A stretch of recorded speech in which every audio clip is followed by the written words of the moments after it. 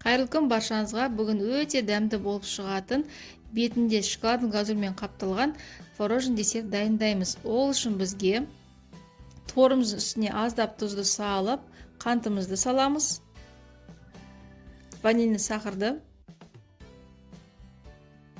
қаймақты салып,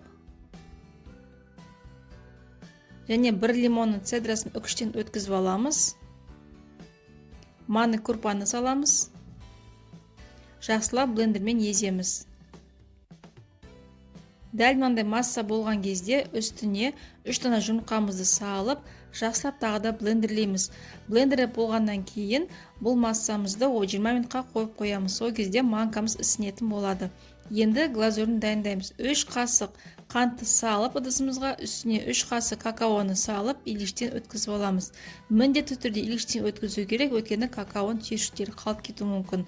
Осы кезде үстіне 3 қасық қаймағымызды салып, барлығын жақсылап біріктіреміз, яғни араластырамыз. Сол кезде какаомыз бен қаймағымыз араласып кетуі керек.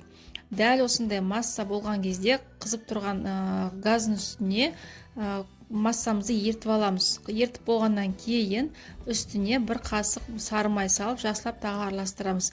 Глазуріміз дайын. Енді массамызды водяной баняда пісіретін боламыз, запеканкамызды.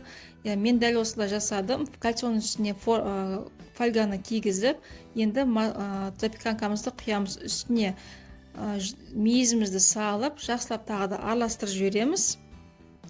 Және екінші формамызға суымызды қойып, қызып тұрған пеште 180 градуста 40 минуттай пісіріп аласыздар.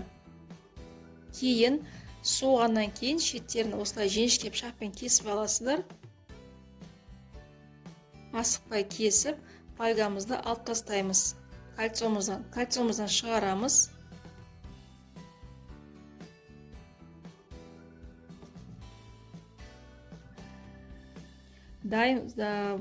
Творожный десертіміз суығаннан кейін үстіне дәл осылай глазурімізді құйып шығамыз.